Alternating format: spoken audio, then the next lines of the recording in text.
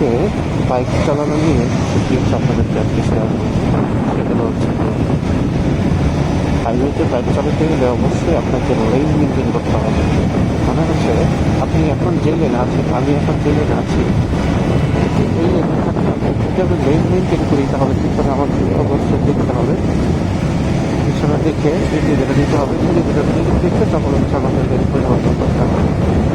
ঠিক আছে, সাপোজ সত্যিটা যদি ভেহিকেল আছে তাহলে আপনি যেটা দিয়ে আসেন তাহলে হচ্ছে আপনি দেখতে পাবেন।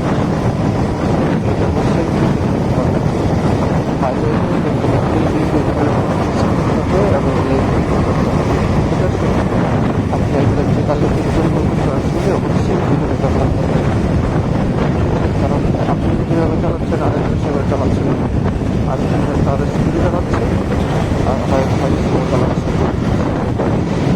অবশ্যই যে সময় দিতে হবে তাহলে অ্যাক্সিডেন্টের ঝুঁকি অনেকটা কমে যাবে।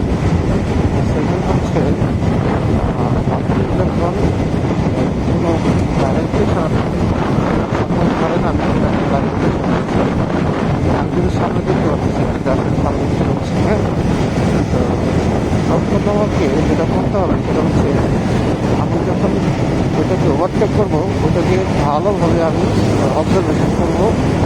অবজারভেশন করার পরে আমি যখন ওভারটেক করবো তখন আমার গতিটাকে আমি একটা নির্দিষ্ট নিয়ন্ত্রণের যদি রাখে আমি যদি চাপ দিই গাড়ি তাহলে হচ্ছে তাকে ক্রস করতে পারি।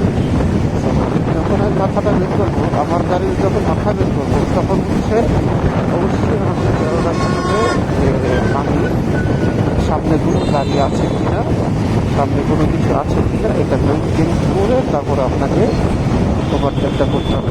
সামনে থেকে যদি কোনো গাড়ি চলে আসে তাহলে অবশ্যই আপনাকে থেমে যেতে হবে, আর এটা খুব ভালোভাবে লক্ষ্য রাখতে হবে।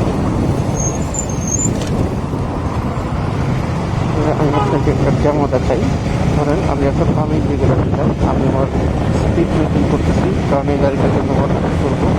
ঠিক আছে, একটা হরন দিলাম, একটা পাম্প দিলাম, তখন আমি দেখলাম ফাঁকা ফাঁকা যখন দেখলাম তখন আমি প্রাণ দিয়ে নিয়ে গেলাম। তো এই জিনিসটাই হচ্ছে তাই ওভারটেকিংয়ের ক্ষেত্রে আপনাকে হেল্প করবে। এখন আমি আমার ডানের দিকে যাচ্ছিলাম, ডানের দিকে যাচ্ছে হচ্ছে আমি ডানের লেগে চলে যাবো। আমি যেখানে গাড়ি ক্রস করে যাচ্ছি ওটার স্পিড কম ছিল, যার কারণে আমি ডানের দিকে দিয়ে আমার